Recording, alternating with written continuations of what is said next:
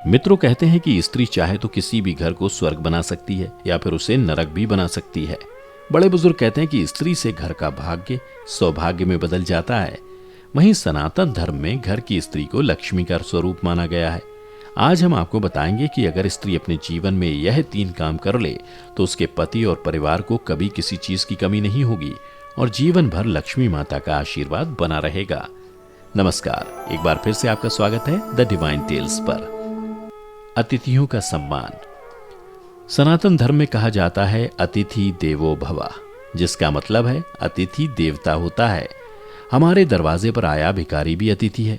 धर्म कहता है कि अतिथि का सत्कार और सम्मान जरूरी है।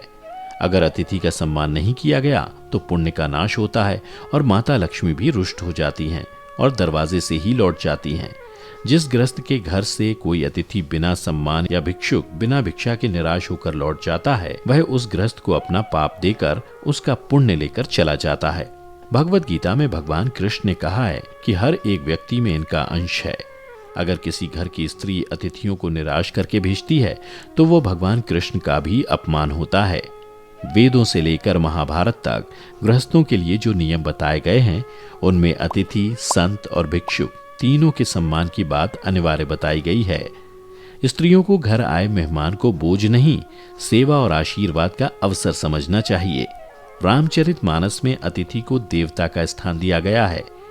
जिस घर में गुरुजनों, संतजनों और अतिथि जनों का आदर और आतिथ्य होता है, उस घर की मिट्टी भी मंदिर के चंदन की तरह सिर पर लगाने योग्य हो जाती है। अगर कोई स्त्री किसी का अपमान करके अपने घर से भेजती है तो उस समय उसके मन में जितने नकारात्मक भाव आते हैं वो आपके घर में ही छोड़कर जाता है। इसलिए हमारे ग्रंथों में अतिथि को भगवान माना है, उसका सम्मान करना आवश्यक बताया है। यही हमारी सनातन परंपरा है। बुजुर्गों का सम्मान। बुजुर्गों का सम्मान करना हमारी परंपरा है। वृद्ध जनों से हमें प्रत्यक्ष रूप से सदैव मार्गदर्शन मिलता है। घर की लक्ष्मी कही जाने वाली बहुओं को बुजुर्गों का सम्मान करना चाहिए और उन्हें कभी बोझ नहीं समझना चाहिए। ऐसा करने से माता लक्ष्मी अपनी कृपा बनाए रखेंगी और कभी भी जीवन में किसी चीज की कमी नहीं होगी। श्रवण कुमार इसका सबसे बड़ा उदाहरण है। इनकी सेवा करने वाला कभी विपत्ति में नहीं घिरता।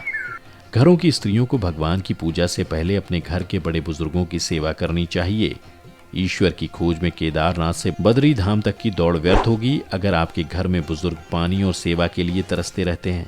ऐसी स्त्रियां ये नहीं समझ पाती हैं कि घर में जो बूढ़े माँ बाप व सास ससुर हैं उसकी सेवा करने से ही सारे धाम का फल मिलेगा। सच्ची भक्ति तभी होगी जब बड़ों को सम्मान देकर उनकी सेवा करी जाएगी। मित्रों, कहा जाता है कि बच्चे और वृद्ध एक समान होते हैं। दोनों के पास जाकर उनकी बात सुननी पड़ती है। बुजुर्गों से समाज में हमें पहचान मिलती है और घर की स्त्रियां उनका ही अपमान करेंगी तो यह जीवन में मुसीबतों को न्योता देने के समान माना जाता है। नियमित पूजा पाठ।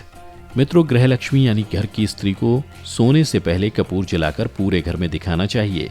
ऐसा माना जाता है कि ऐसा करने से घर की सारी नकारात्मक ऊर्जा सकारात्मक ऊर्जा में बदल जाती है और इससे माता लक्ष्मी भी प्रसन्न होती हैं। आपने सुना होगा, माता उसी घर जाती हैं जहां नकारात्मकता का वास नहीं होता और वातावरण भक्तिमय होता है।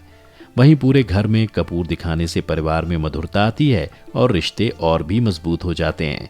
वहीं रात को सोने से पहले भी महिलाओं को प्रवेश द्वार पर सरसों के तेल का दीपक जरूर जलाना चाहिए।